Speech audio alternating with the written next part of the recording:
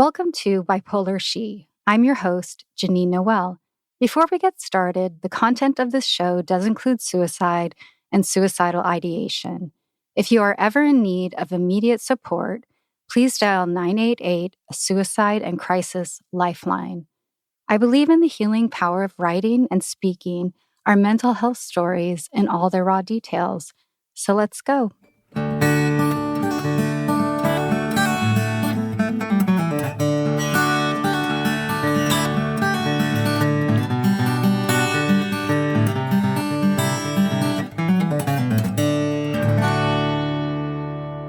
Today's guest is Matty Staudt, a broadcast heavyweight, podcast pioneer, and founder of Jam Street Media. If you're in the San Francisco Bay Area, you've heard him most recently as co-host on Alice Radio's Sarah and Vinnie show. During years of success, Matty was struggling with addiction, ADHD, and unpredictable moods. When he turned 50, he finally received a bipolar 2 diagnosis.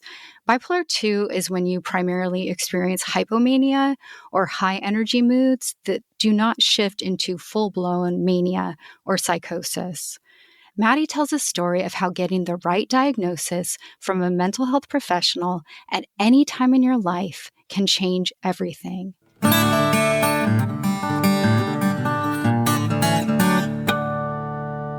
This episode is brought to you by the Soar with Tapping app, created by expert EFT coach and friend of the show, Amy Vince.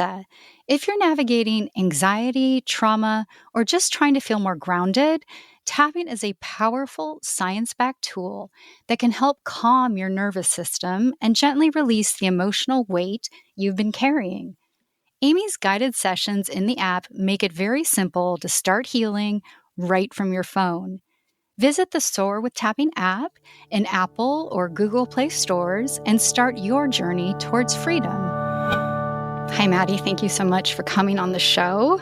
Yeah, absolutely. I've not talked about this on a podcast before, so I've talked about a lot of other stuff on podcasts, but not this. Right. This is the first interview that I'm going into completely blind, but I ask all guests to just go back and tell me about a mental health crisis.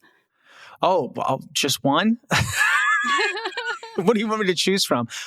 I think the first time that I knew, just to give a little background on me, I'm in recovery and I spent a lot of my years self-medicating, drinking, doing whatever to get my hands on. And I was seeing doctors, and the first one had ever let me know that anxiety is not something that I just thought everybody felt anxious. And I remember the doctor looking at me going, Matty, 3-year-olds don't feel anxiety. And because he'd asked me when I first felt anxious, and I'm like, I've felt anxious ever since I was a little kid. I don't remember ever not being anxious. It's always been part of who I was. And, was treated for anxiety and then treated for depression over the years too, but nobody had ever really brought up bipolar to me before. I was also diagnosed with ADHD at a young age, but didn't do anything about it. Didn't take medications, didn't see a psychiatrist or anything like that. And a little over a year ago, I had a relapse, and it was so out of the blue. And leading up to it, I just, my behavior had become really erratic, self-destructive. I wasn't the person that I knew I was. And that was the first time that I saw a mental health professional. And it was ruining my marriage. It was pretty much put the nail in the coffin on a lot of things. And I was just at my wit's end. I just couldn't explain it anymore. I was just like, why do I keep having these outbursts? And throughout life had always been real up and down and real unable to keep any kind of level mental health ever. And I just accepted it. I just thought that is just the way I am. I am built this way. I'm flawed. And this is the flaw that I have. And I went and saw a mental health professional instead of going to my family doctor. And they were diagnosed me with bipolar right away. I think the doctor looked at me and goes, you reek of bipolar, you know that? I'm like, I didn't know what bipolar was really. I knew that people have misconceptions a lot about what bipolar is. And the doctor immediately started treating me for bipolar and my ADHD. And I didn't realize how much of my little weird personality traits were because of that as well. But that was my big one. That was, it was over a year ago, but it was, I'm sad it all happened, but I'm glad that I finally had somebody, help me understand and start getting treated properly. Did it mostly come up at work?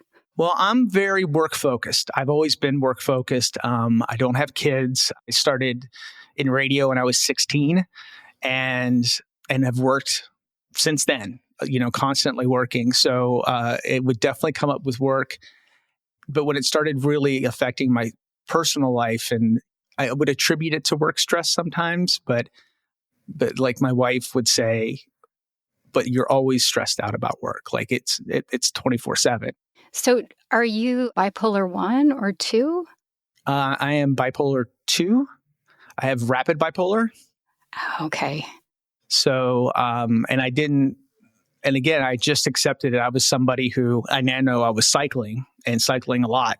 And I just thought that was just who I was, and that was just part of my character, and it was something people had to deal with. And that's kind of how I looked at it, was like, that's just who I am. You got to deal with it, instead of like wondering more about it. Like, okay, maybe this isn't how other people go through their life. I'd never heard the term neurodivergent before. I mean, I had, but I had misconceptions about what that was. I'm like, well, I'm not autistic, so how can I be neurodivergent? Once I got the diagnosis and started getting treatment, then it became very clear, like, oh, there is another way to think and go through life. So were you mostly in like a hypomanic state or depressive state? I would cycle through the two. I would definitely go through, manic stages, which, to be honest with you, sometimes I miss, because, you get a lot of work done, you get a lot of stuff done, but they would always follow by a crash. And it's funny, people in my life, my family, my stepmother had actually said to me when I got diagnosed, she's like, I thought you'd already been diagnosed. I've seen you go through manic, because she'd been around it before. She's like, I saw you go through several manic phases during Christmas holiday. And I didn't know. I was just, it was kind of shocking to me that other people had seen it and knew it, but I didn't know it. Did you have decreased sleep, tons of energy? I have always had really bad sleep. I don't sleep well, and it's tough because I do a morning radio show now, and the sleep schedule is weird. I go to bed at like 7 and wake up at 3:30, and I can do that now. I can now get sleep, but yeah, I would have phases of not having a lot of sleep and still be having energy, but then having those crashes where I didn't want to get out of bed at all and just face the world at all. Just wanted to, hide. Yeah, I'm curious how old you were when you finally got this diagnosis. 50 years old. Yeah, just about 51. So very late in life. I have a support group that's a bunch of other folks with bipolar called the Bipolar Social Club, and have learned from that there is a lot of folks who get diagnosed later in life. It's like alcoholism. It gets worse the older you get, and if it's not treated. I think that's what happened with me. I'm part of that group as well. Oh, yeah? Yeah, they're great. I hadn't been a part of a group really ever. I just did individual therapy all the time. But it's a really impressive group. It's good to read and see other people going through the exact same stuff and having, it's like alcoholism. It's good to have a community. You need a community. You need to have other people who can understand your disease and not judge you for it, and not think that you're just weak, or you're leaning on something. And it's because people are, even when I tell people now that I'm bipolar ADHD, they're like, oh, I'm a little ADHD too. I'm like, no, it's not. You're not a little bit. If you have it, you have it, and you have it hard. But I've been so happy with treatment, and the past year has been a real eye opener for me. Is it, if you've been in AA, for many years, and now you're seeking out support groups for bipolar. Does it feel harder to talk about bipolar? Well, this is I've done many podcasts over the years, and I've talked about my struggles with addiction and alcohol freely.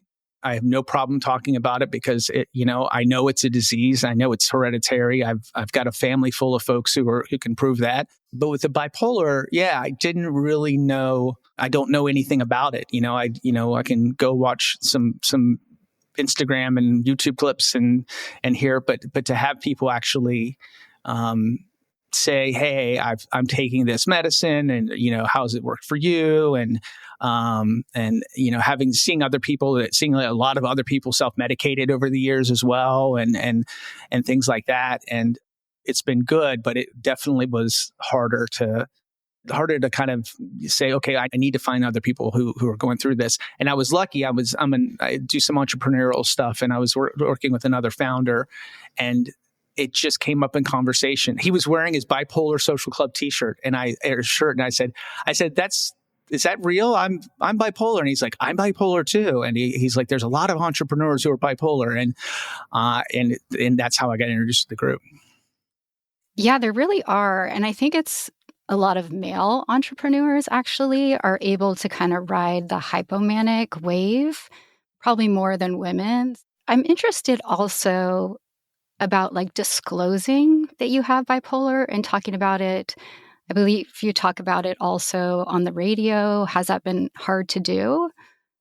No, part of my brand is that I'm a real open person. I teach it to universities, and I'm open with my students about things too. Like, because I tell the creatives all the time, I'm like, listen, there's some good things about being creative, but here's some of the bad things. You will have more of a predilection for addiction.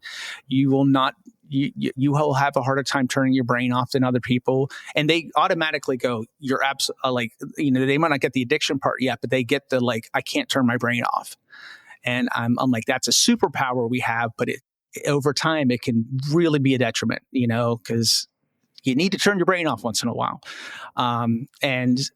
So I'm very open about these things. And I feel like, since sharing it, if somebody else hears it and says it has any guilt or bad feelings about being bipolar, that, well, there's somebody that's got it, and they're doing, they're somehow seem to have their life somewhat put together.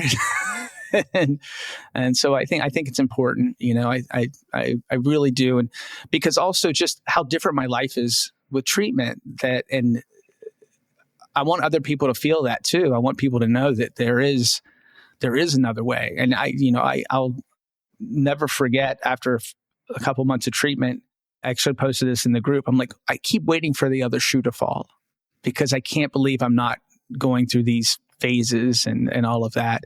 But the shoe hasn't fallen. It hasn't been easy. I mean, I still have struggles with anxiety and depression from time to time, but not every day, not every single day. So, did you have to modify the way that you work?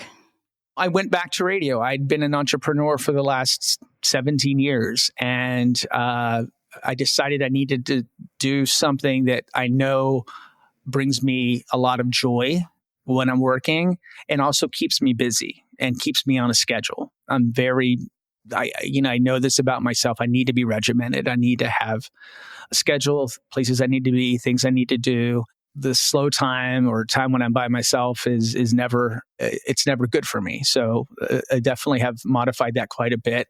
I've tried to not take on as much as I used to. It's hard to do that. And, I'm struggling right now about taking on some other projects. And I also feel like I need to rip the Band-Aid off a little bit and go for it, and just, and be okay if it doesn't work, and being okay saying, I can't handle this. And that's something I've never been good at. I've never been good at saying, I can't handle this. I've got too much on my plate. I take on too much.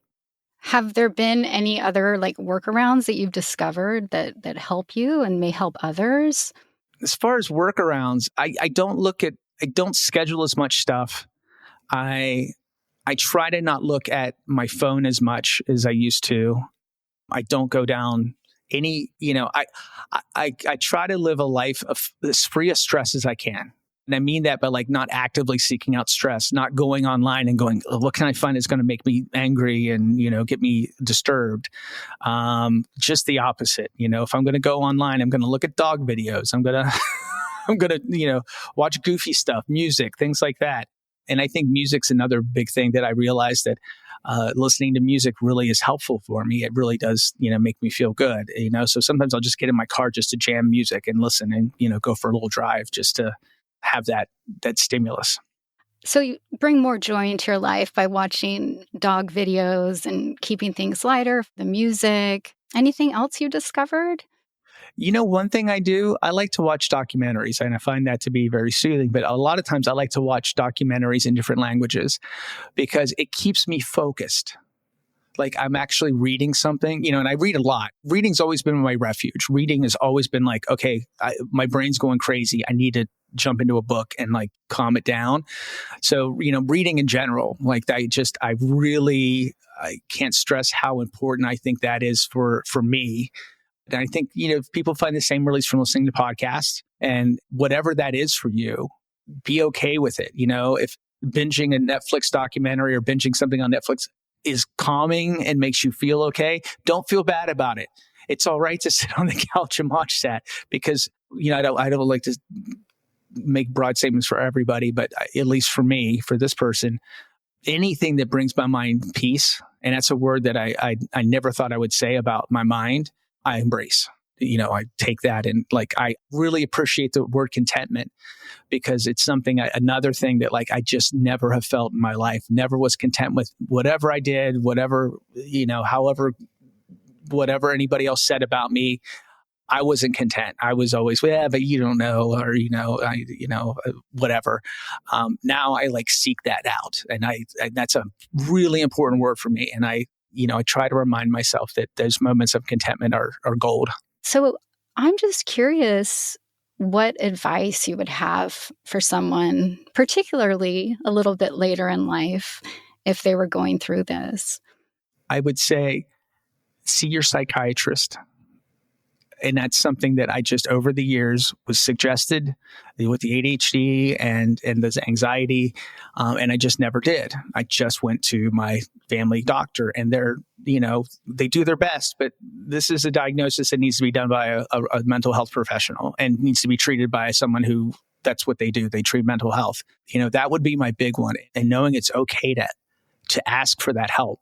And I think even at some point people have resistance to taking meds. And they work.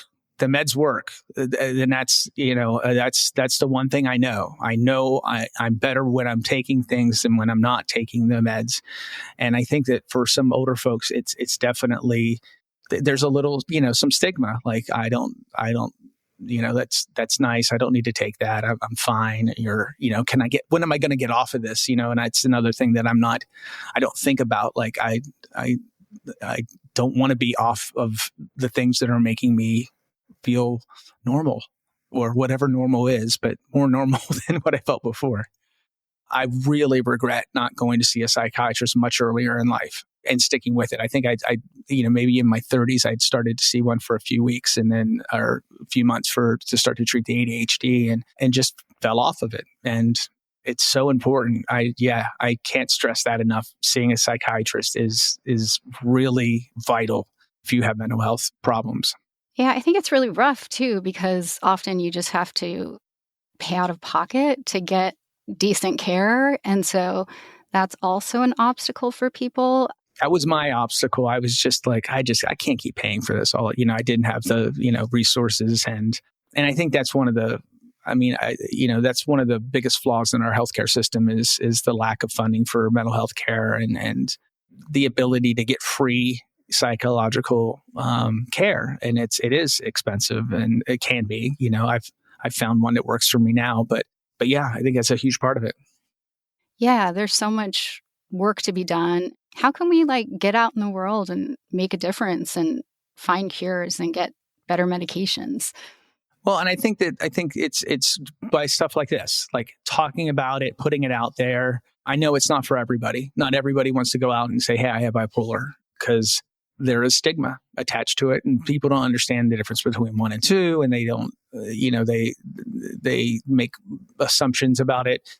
I want to share this because it is, I feel like I missed out on a lot by not being diagnosed earlier and by not, seeking out, care. And then once I did, it was really important to find community. And I think that's the other part of it is understanding, like I follow a lot of stuff on Instagram that is related to bipolar and ADHD.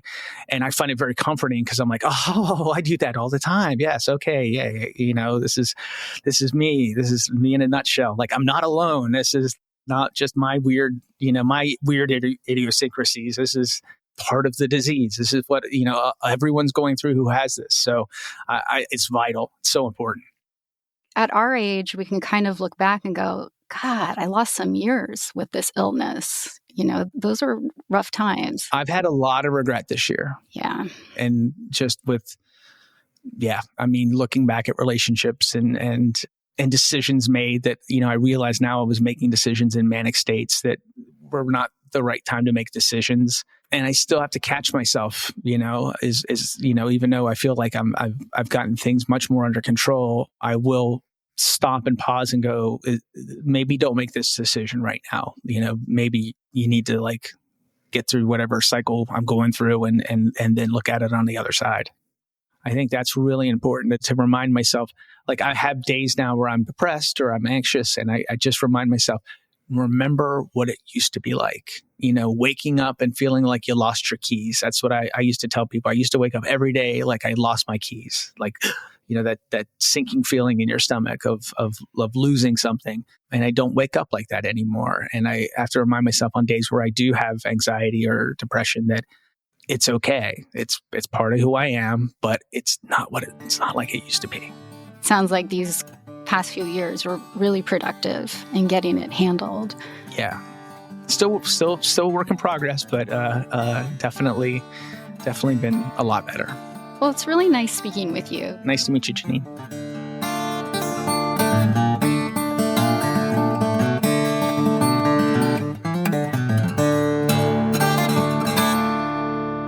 Bipolar She is a work of advocacy, getting important stories on mental health out into our communities. We are an independent podcast, and I need your help.